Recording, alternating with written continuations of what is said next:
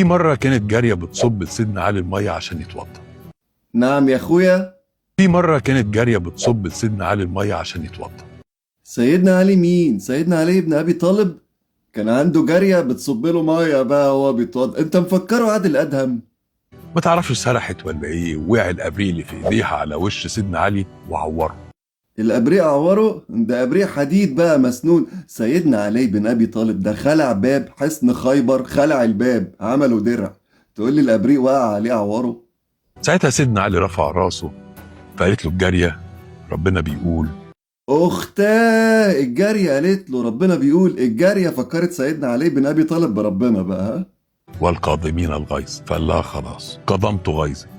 الكاظمين الغيظ. ما هي القصة دي مألفها الجماعة ربنا يهديهم يا رب، اللي هم بيقولوا على نفسهم شيعة دول، بس هم مألفين القصة دي على إمام عندهم اللي هو الإمام الكاظم ده، عشان كده الكاظمين الغيظ. تقريبا اسمه موسى بن جعفر الكاظم، حاجة كده. قالت له والعافين عن الناس فقال لها خلاص عفى الله عنك. ستنا فاطمة الزهراء كانت فين بقى والفيلم ده داير؟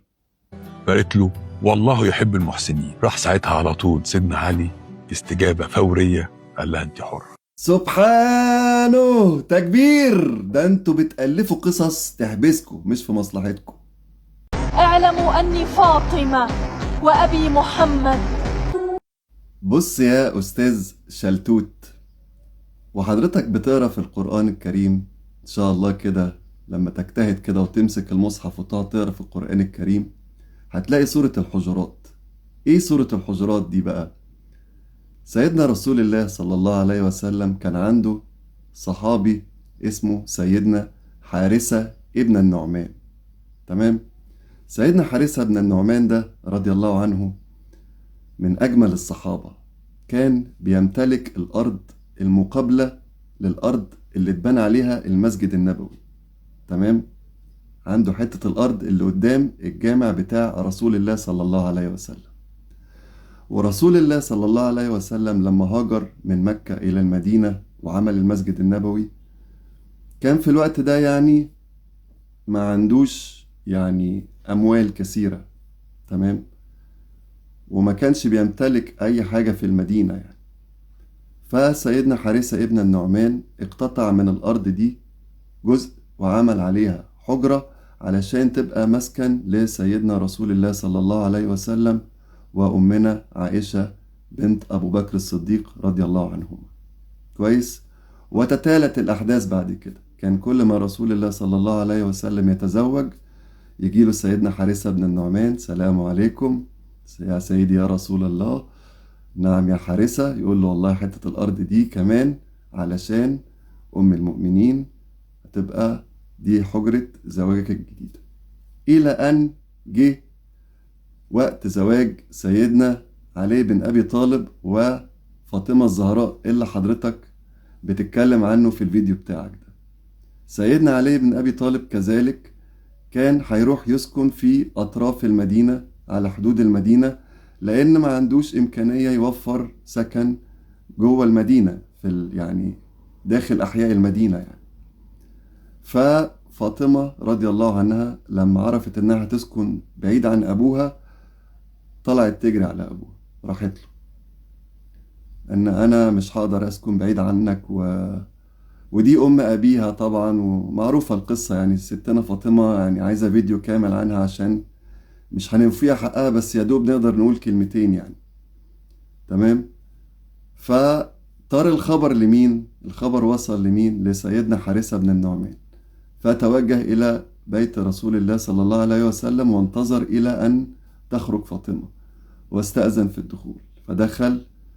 يا سيدي يا رسول الله. نعم يا حارثة، أتحب جوار فاطمة؟ فرسول الله صلى الله عليه وسلم كان فاطمة طلبت منه يطلب من حارثة ان هو يديهم ارض لعلي يعني يعملوا عليه حجرة، وسيدنا رسول الله استحى يطلب من حارثة. فسيدنا رسول الله اول لما حارثة قال له أتحب جوار فاطمة فتبسم يعني وايه. والمهم ان سيدنا حارثة بن النعمان هو صاحب الغرفة اللي تزوج، صاحب الارض اللي اتبنى عليها الغرفة اللي تزوج فيها بنت رسول الله صلى الله عليه وسلم بسيدنا علي بن أبي طالب كرم الله وجهه. تمام؟ فدي الغرفة اللي كان فيها منزل سيدنا علي بن أبي طالب. فحضرتك جاي تقول لي بقى كان جايب شغالة فلبينية وشغالة فاهم نيجيرية ومدينة من نيجيريا واقفة تصب له المية في الأبريق، لا والأبريق وقع عليها عواره. فالله يرضى عليكم اتقوا الله شوية في اللي انتوا بتقولوه، واللي بيسمع الكلام ده يعني خليك وزان. هقول لك الأحلى بقى، سيدنا رسول الله صلى الله عليه وسلم بعد زواج فاطمة من سيدنا علي بن أبي طالب نام وشاف رؤية، وكانت أمنا عائشة رضي الله عنها شايفة رسول الله قدامها وهو نايم وشايف الرؤية، وشايفاه بيتبسم وهو نايم. ففضلت منتظرة لحد لما صحى وسألته: كنت تتبسم وأنت نائم يا رسول الله؟ قال لها: رأيت الحارثة ابن النعمان في الجنة يرتل القرآن، سمعت صوته في الجنة يرتل القرآن بصوته. فسأل سيدنا جبريل عن السبب. فتخيل بقى السبب، حجرة عائشة، حجرة رسول الله، ولا حجرة فاطمة، ولا الحجرات اللي اداها لأمهات المؤمنين بعد كده؟ أنهي حجرة اللي كانت السبب في إن حارثة بن النعمان يبقى قاعد في الجنة بيقرأ قرآن وإيه متسلطن كده بيقرأ قرآن وهو كده إيه يعني بيتغنى بالقرآن كده وبينشد القرآن؟ إيه السبب؟ إيه اللي يخلي حارثة بن النعمان يوصل للدرجة دي واحد في الجنة بيقرأ قرآن؟ أنهي غرفة؟ عارف ليه؟ ولا غرفة من دول. حارثة بن النعمان رسول الله صلى الله عليه وسلم وجدوا في هذا المقام العالي علشان كان بار بأمه. كل اللي عمله ده ما يسويش ان هو كان بار بأمه.